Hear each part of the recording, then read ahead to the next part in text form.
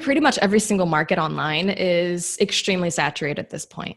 So this is one of the best ways to really differentiate yourself as well and become memorable, because this is a problem that a lot of people that I'm working with or my students are facing. They're like, okay, but there's like a bazillion other people that are doing what I'm doing. How can I stand out? How do people actually remember me once they've seen me online? Yeah, exactly. Well, just do that, right? Just be yourself.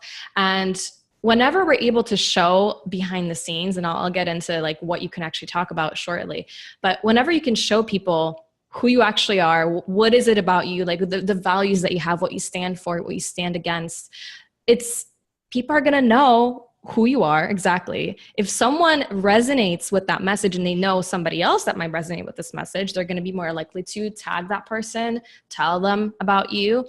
Versus, okay, there's just this person, she's talking about accounting. Great. Oh, okay, like 5,000 other people in this one group are talking about, like, let's just be a little bit different and find ways to be unique, because that's what it takes to stand out in today's marketplace. So on that. All right. So I think if you're not convinced by now, please tune off and move on, because I think you should be, and we can dive into the process now of how do we, put this into our content. Perfect. So I wanted to start off by talking about a pyramid of connection. And this is basically something I developed as I was working through some of my clients. And I'm not that crazy about the name anymore. Like anytime I write it, I'm like, I don't know, I might need to change this name, but I've used it for like 1.5 years. But anyways, so I want to explain what the pyramid of connection is as it relates to content marketing. So obviously, in order to get new people attracted to you and interested in what you have to say, we're going to use content marketing to make it happen. Now, what type of content marketing? How exactly we're going to be connecting with people? So as somebody that wants to stand out, look different from other people and actually make a connection, because you need to connect with people. Don't just talk at people. You need to actually like have some kind of a relationship that's built.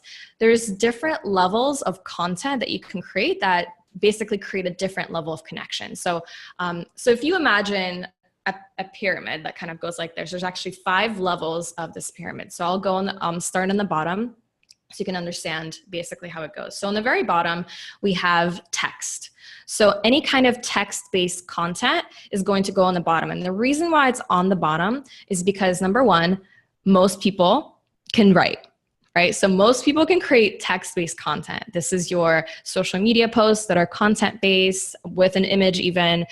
These are your articles. This is your Medium articles, blog posts, anything that's text-based is going to the bottom. Most people can make that happen. You can do it from your bed if you wanted to. You could do it on your phone and write a whole blog post if you really wanted to, and no one would know where you are, right? You could be on the toilet and doing it, like anything, right? So most people can do it. It's the easiest to do, but because it's the easiest to do, a lot of times some things might be lost in translation. Some things don't get necessarily they don't get communicated properly unless you're a really, really good writer.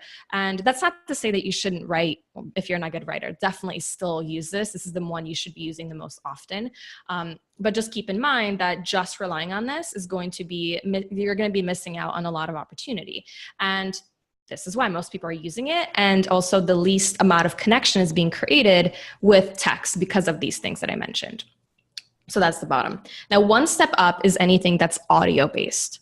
So audio-based are sometimes something that people do is they'll write an article and then they'll include an audio version of that article just for the people that are more auditory.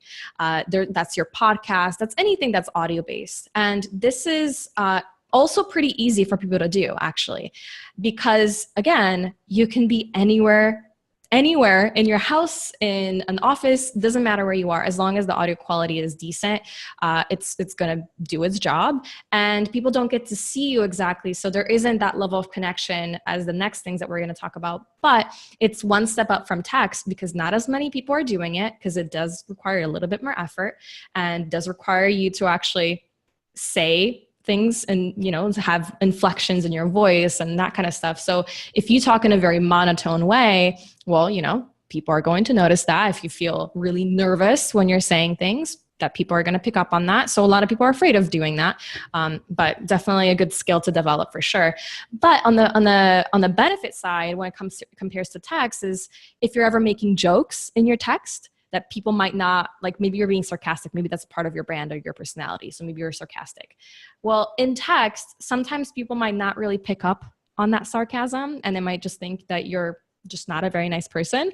But if you say it in audio, they'll be able to see the inflection or like the tonality of it, or maybe that you like did a little laugh after or something, and they'll see like, oh, this person's actually just funny and that's sarcasm. Haha, I get it, right? So different level, a little bit of a better way to connect, but not the best. So another step up from there, this is the third up, is video. So particularly this is pre-recorded video. So this is where we're thinking of our YouTube videos that are posted, nicely edited, branded videos, anything that's pre-recorded ahead of time, including videos that, like actually this would be, because it's, we're doing it live for ourselves, but it's a pre-recorded video, right? So this would also be included in the third category. Now, even less people are doing it, which is a little bit higher up, right? There's not as many people here. A lot of people are afraid of getting on video. And I know because I've had to support many people in overcoming that fear. And it's interesting because if you're watching and you've been terrified of getting in video, just start doing it, and you're going to be surprised how fast you break through that fear. Because it's just like once you do it, you're like, oh my God, why was I afraid the entire time?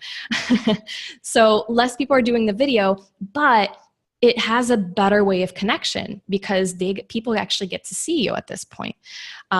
Now, one note on this, if you're ever doing slides with audio, I would still consider that as audio versus video. Even though the actual format is video, people don't get to see you, and therefore it's considered audio.